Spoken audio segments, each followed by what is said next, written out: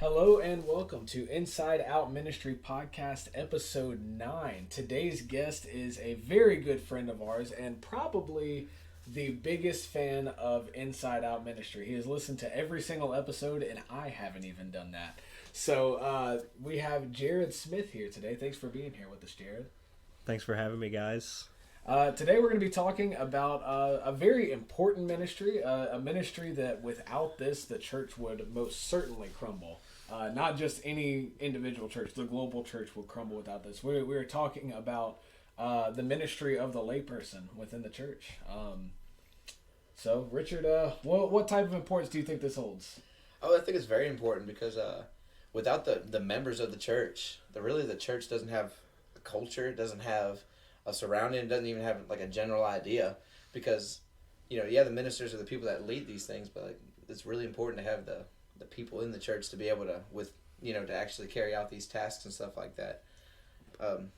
Yeah, I don't think this is like an actual statistic, but it's something that like every pastor I've ever worked for has said that 10% of church members do 90% of the work within the church, and that doesn't include like the pastoral work. Like I'm telling you, I would have quit a long time ago. I would have dropped out of ministry altogether if it wouldn't have been for awesome lay people within our church.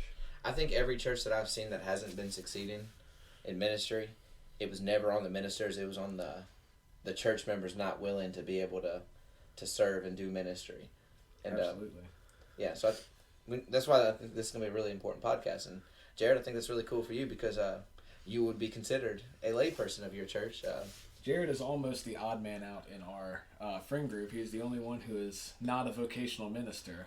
One of like maybe two or three in our group that isn't a vocational minister. So we were excited to have him on. Yeah, I am not a vocational minister, but I have had a lot of experience in the church as a lay person, as you said earlier. And I think the role of the lay person it's a very important role, and I think it's a role that gets overlooked. But it's definitely much needed because without them, the pastor can only do so much. There's a lot to do for only so few people that are vocational ministers. And there's a lot of inside information that pastors don't get because some people will have some different problems and different issues and stuff like that. They won't talk to the pastor about that kind of stuff, and that's what's really important to have really, really solid lay people in the church that people can reach out to. Because even deacons, at that point, deacons, their ministry of reaching out to people is pretty much equivalent to a layperson, in my opinion. I think that like whenever I think back at like the people who poured into me, of course I've had some awesome ministers in my life who have poured into me and really cared for me, but I don't think I would be where I am now if it wasn't for other lay people in the church who were willing to step up and pour into me. I know that I had 3 different youth pastors whenever I was coming through youth, and so each one of those we had about a year gap in between, and with that gap we would always have just different youth students' parents and different lay people of the church come in, and they would teach and they would pour into us and they would make sure that everything kind of continued the way it needed to go. And I think of like one in particular, I won't say his name, but I still think of him as somebody who I turn to for counsel and somebody that I turn to for discipleship, because he's a guy who's been pouring into me since I was in 7th grade. And he's a layperson. He works for a cell phone company. I think that a lot of times people try to elevate the ministerial position above what it is. Which is just getting paid to do what everybody's supposed to do within the church. It's exactly what I was thinking. Just because you're not called to be a vocational minister doesn't mean that you're not called to minister to someone in general. Right, and that's one of our biggest flaws in churches, that we feel like the ministry is only for ministers because it's their title, but ministry is for everyone that's in Christ. Mm-hmm. I don't really have a whole lot of experience as a layperson because, like a lot of you guys know this, but I was 15, almost 16 when I got saved and was in church. And by the time I was 18, I became a youth pastor, so there's about 2.5 years in between there.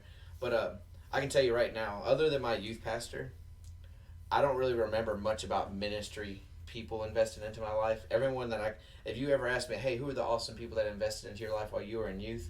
It'd be my youth pastor, but then the rest of it wouldn't even be ministers. It would be like the people of the church. And it's crazy. Like, these are the people that they fund your church camps. I mean, they fund everything that you do.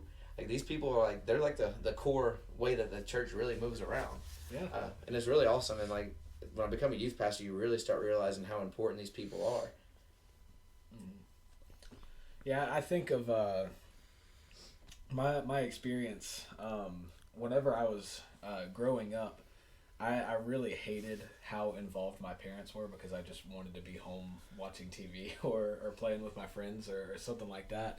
But my dad frequently, like, we would have, I can't count how many Saturdays we would be up just like at the church working on the building or at the church helping set things up for something that we had going on later, running a bus ministry, all these different things that we would be at the church for. And I didn't realize it until I got older, and especially whenever I started working in ministry, like how important that was and how big of a deal that was that he was willing to do that, because our pastor at the time, I mean, he was getting paid $75 a week. Like he wasn't paid very well, and so he had to have another job, and so there was no way for him to be there and do everything that needed to be done. And I think now, like, kind of on the reverse side of that, I'm at a church where the entire staff, we're all bivocational.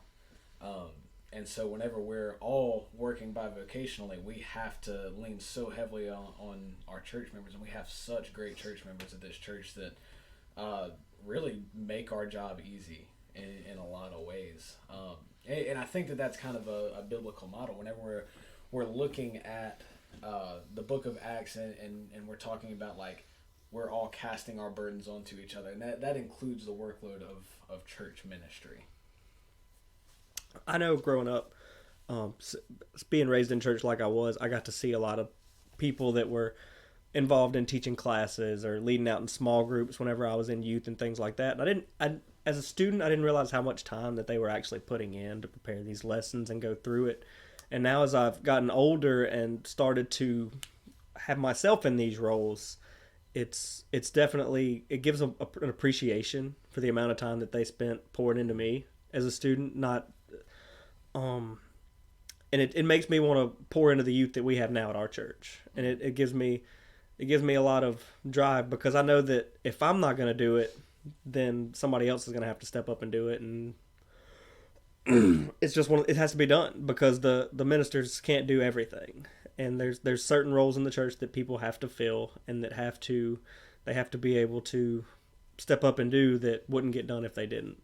I know, for like you said about your dad, my mom and dad were always the same way. It'd be like we'd be to church 30 minutes to an hour early to greet people and make coffee and go to business or building committee meetings and things like that. That's just that as a child I was like, why are we here? Church doesn't start until 5 and it's 3:30. I could be asleep or playing video games. Catch the end of the Saints game. Exactly. But as looking back now, I have an appreciation for everything that I watch people do, and I feel like that's affected how I am now.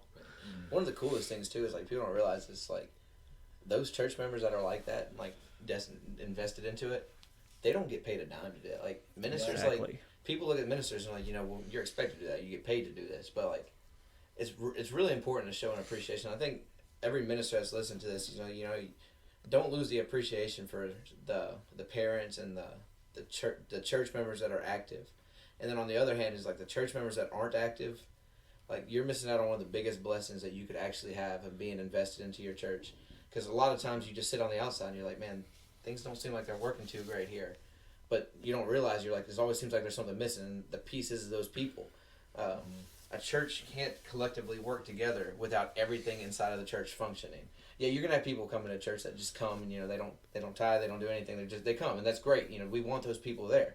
A lot of people will be like, I don't want no tithers at my church, but most people for the most part want people there no matter what. But don't ever just go to church and sit back. Church is meant for the people that are dedicated to church. It's meant for you to roll your sleeves up and get involved.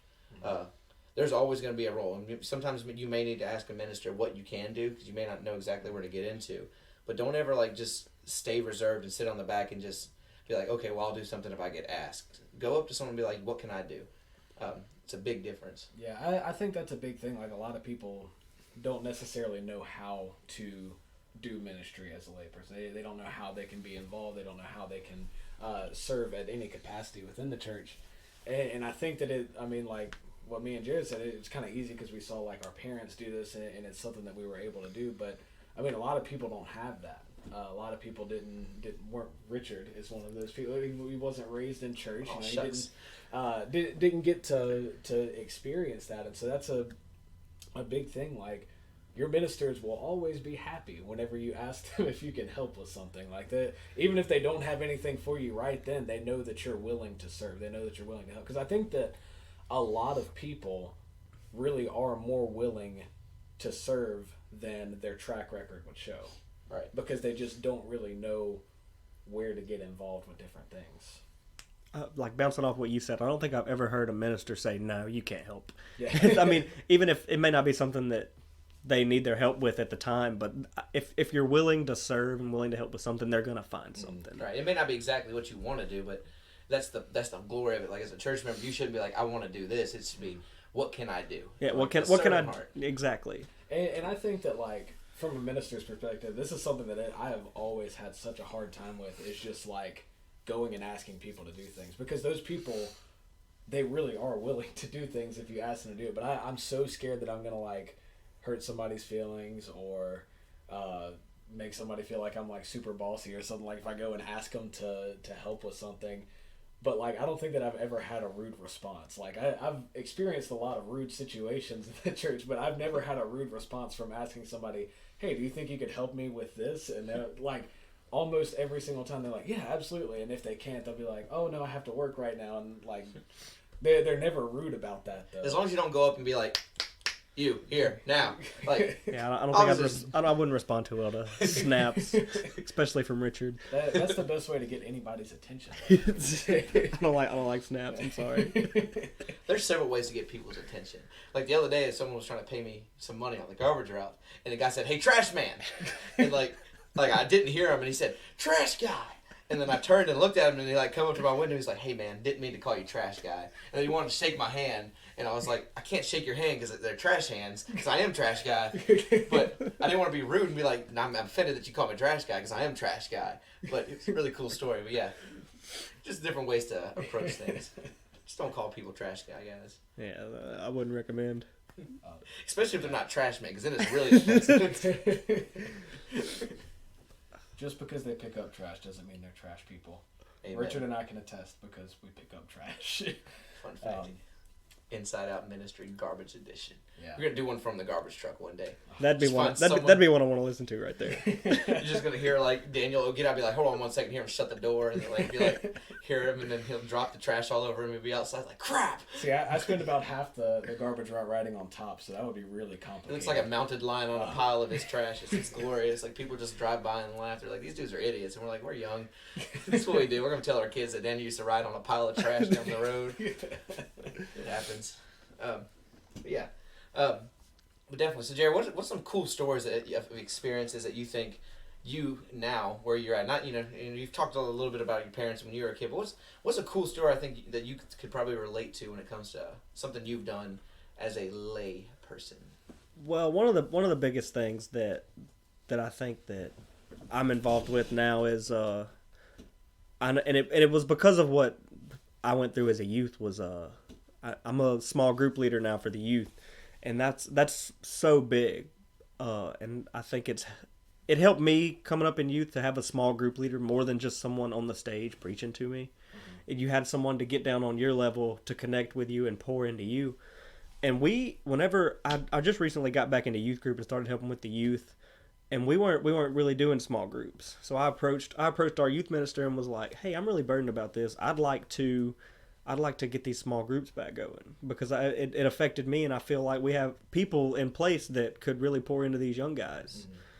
And so it took a couple weeks, but we got the ball rolling. We got a couple different groups that we do, a couple of really solid leaders, and just the fact that I get to pour into these youth and kind of give back because of how much was poured into me growing up. That's something really cool that I've gotten to be a part of and experience. Yeah, I think that situations like that are a big reason that we need that, because I don't know very many ministers that don't want to do some type of a small group system within their church, but it's hard to find people to lead that. But I believe that if that's something that God is calling to this ministry, then He's going to provide the people, and I think that that's kind of the entire essence of having lay people within the church. I think that a lot of times we view the church as just like an evangelistic temple, but we kind of miss the purpose of like discipleship within the church, because what we need to see within the church is ministers pouring into leaders and leaders pouring into more people within the church, and then all of the people within the church going out into the communities, and that's where evangelism really happens. Not saying that evangelism can't happen within a church, but I think that whenever we have discipleship within the church, like a heavy emphasis on that, like with the small groups that you guys have, that's going to have more effect in that your minister is not going to be at your job. Your minister is not going to be in the schools. Your minister is not going to be all of these different places that he may love to be, but he can't be a billion different places at once. And so whenever we're sending out, as opposed to letting one man do all of this ministry, just if you're at a church, even if it's a very small church, a church I grew up in, we had about 25 people on a Sunday. One pastor, that was our only staff member.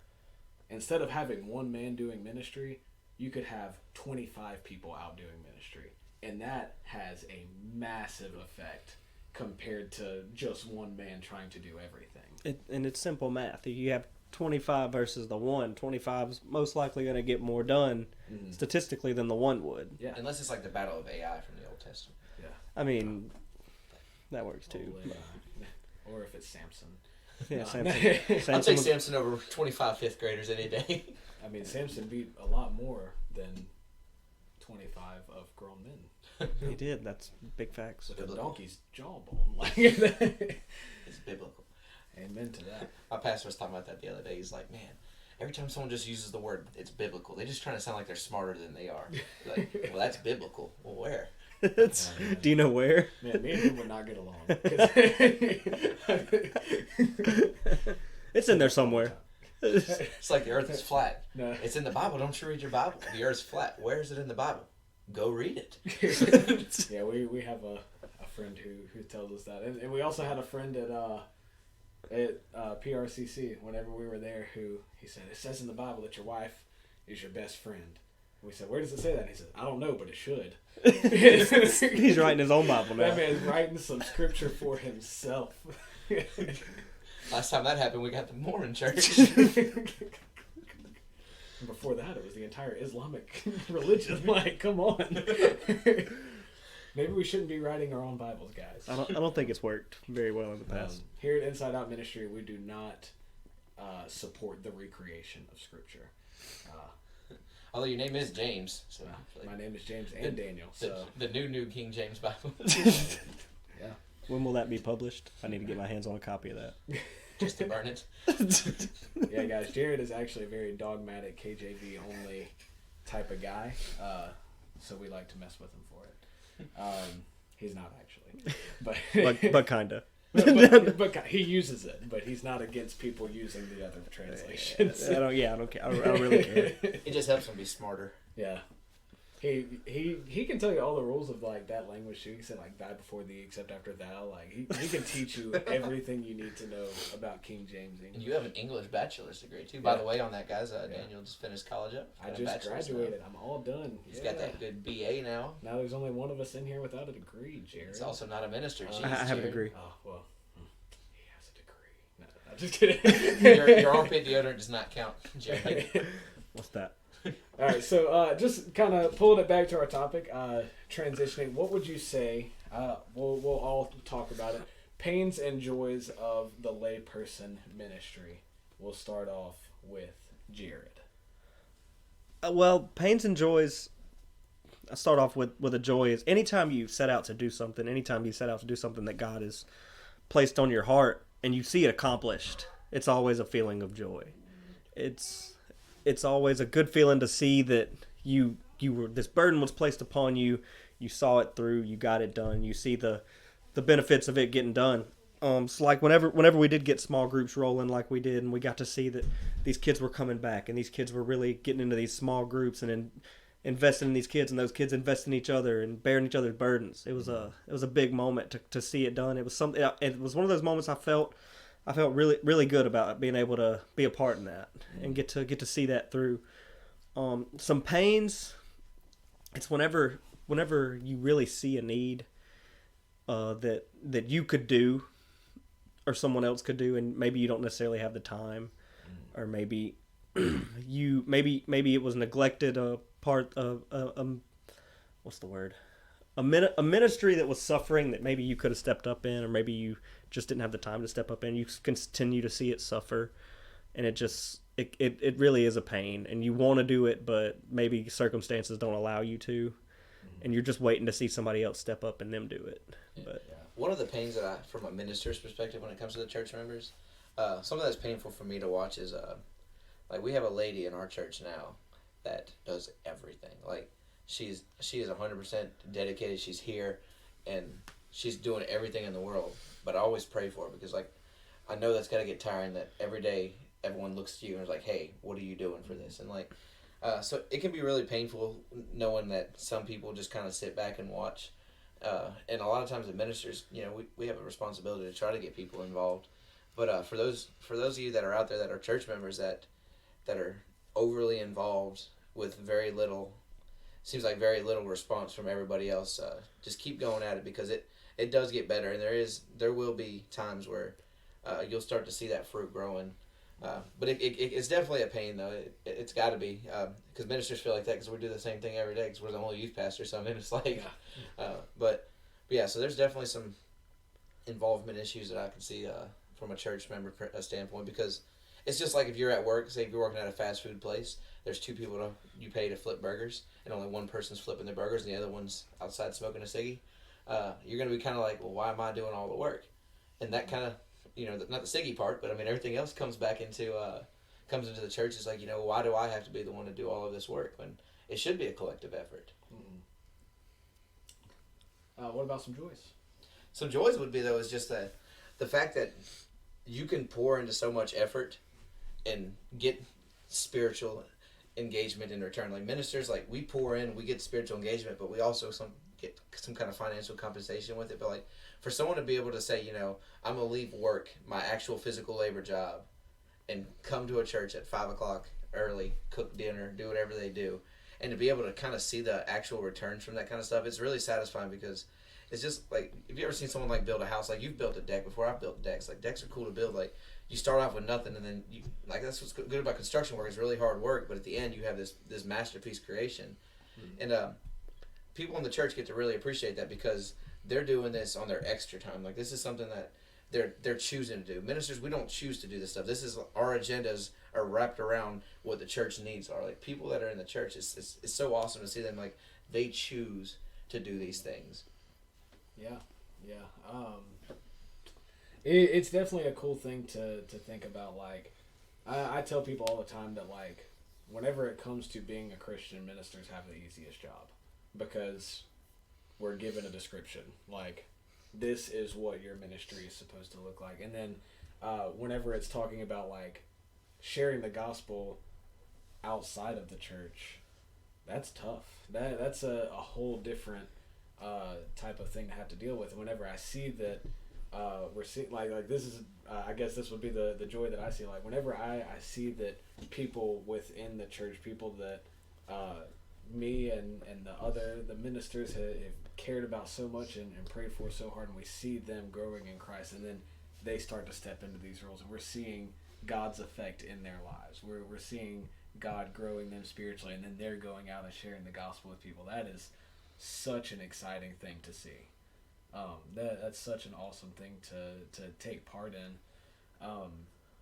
Whenever it comes to pains, I think a lot of what Jared said, like whenever things like different ministries within the church or different types of things that may have been done in the past kind of start to crumble,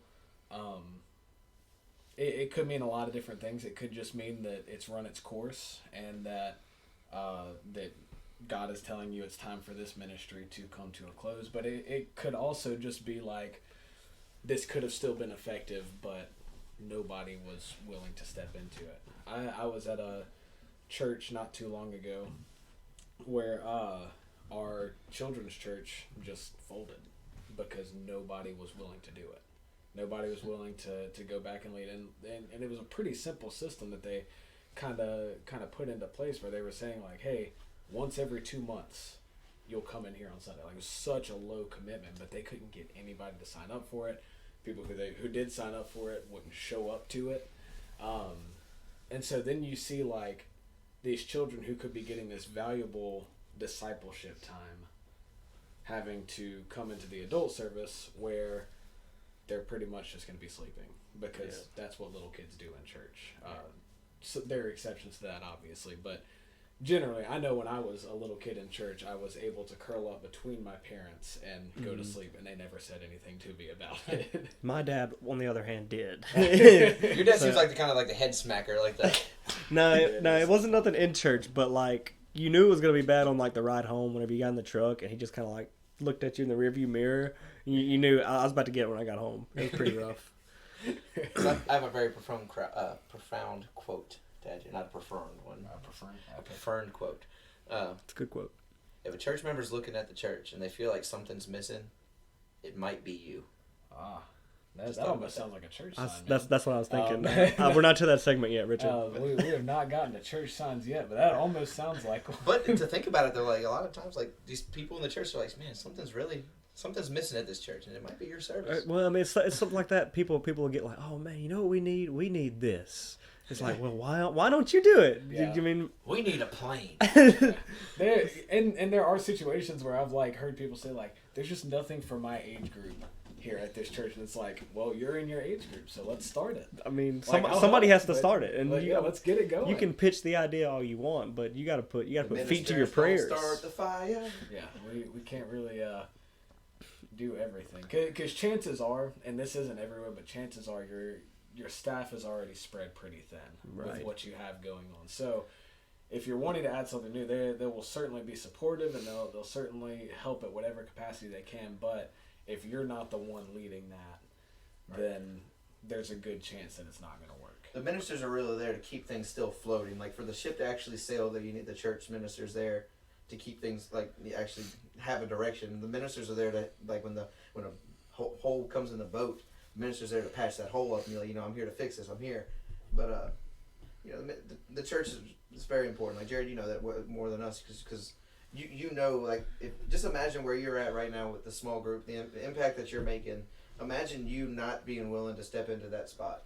And, like, there would be a big hole there. I mean, not saying that you're the only person to fill that hole. Right. But at the same time, like, that's a big hole to... And it's a team effort. I mean, it's a team. Everybody has to have the same vision, have to be working towards the same goal.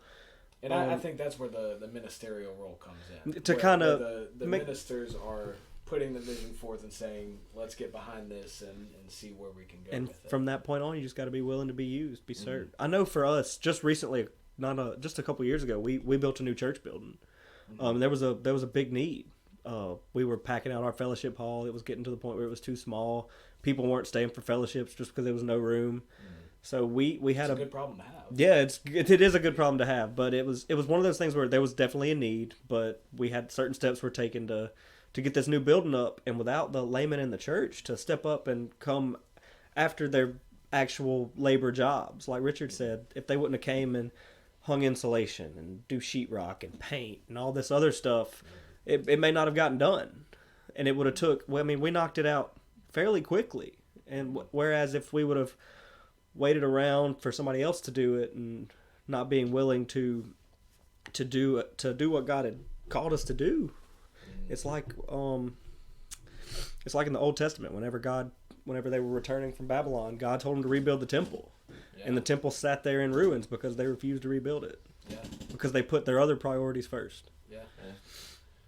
Y'all did build that pretty dang quickly. Pretty quick. I remember, like, I went one time and it was just like a skeleton. Yeah. Like, you were, like, showing me around, like, yeah, this is where this is going to be, this is where this is going to be. And the next time I went there, it was like everything was done. It was done. Like, oh, gosh.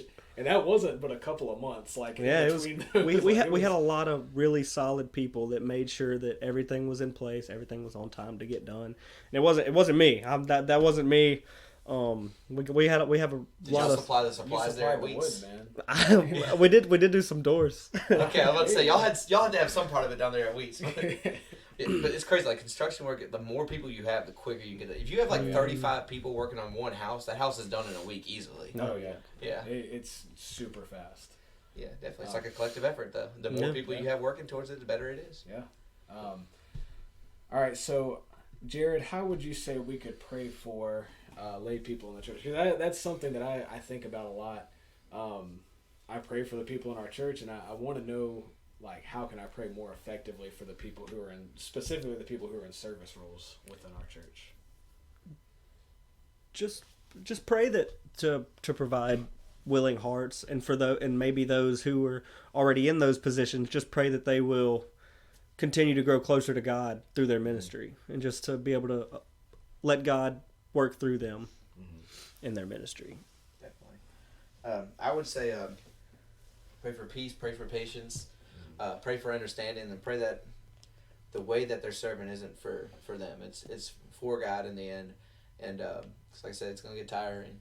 But to persevere. I think I say this almost every single time we talk about praying for things, because faith in general is just a perseverance race. I mean, yeah. So I would pray for humility, just from ministers and from lay people, because everybody thinks things need to be done a certain way, and I think that at a certain point we all need to step back and say, all right, where is God taking us here? Where do we need to go? And kind of dropping our ego so that we're willing to serve, because especially like in different things that I've had to do as a minister, and different things that I know lay people have done for us in the church. It's like sometimes jobs seem like they might be something beneath you, or different roles in the church might be something that you think your spiritual maturity is beyond doing this, you know.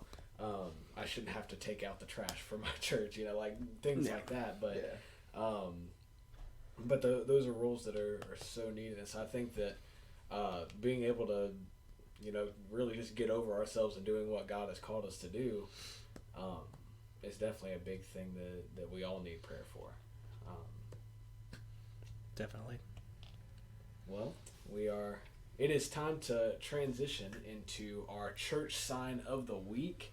And here's something awesome. Jared is our first guest to just show up with a church sign ready to go. Like, I got it. I took this sign straight off the property. I think it's because he's our first guest to ever actually have listened to the podcast before he was on it. So he came ready. He had his church sign ready to go. So I've had this thing for weeks. Been waiting. But I knew this part was coming, so I was looking forward to it. So there's this church that I pass by pretty frequently on my way to my church. And I always look at their signs. It's never anybody's own personal church. It's always the church that they're passing. See, that's the thing. I've been waiting to get on here and say this. Is like, we don't have a sign that we can actually put stuff on, because I would be really scared to see what we would put, just because I wouldn't know who'd be in charge of it. Never know. So it's whoever got to the letters first. that I don't know. So I pass by this church pretty regularly, and I always make it a point to check and look like, ooh, what they got this week. And a couple weeks ago, like I said, I've had this thing ready for weeks, just waiting to come on here and give it. But our sign is going to say, "Prevent truth decay. Brush up on your Bible daily." Oh man, that's like the dentist of church. 4 out of 5 pastors really agree with that sign. Like that is top notch. Recommended by 9 out of 10 dentists. That was good. Man, that is some good stuff. Well, Jared, thank you again for being on with us.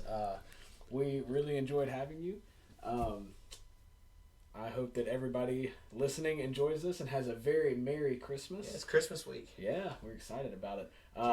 Jingle very bell. Merry Christmas. And but other than that, I hope that you all have had a good time listening to this, and hope you tune in next week.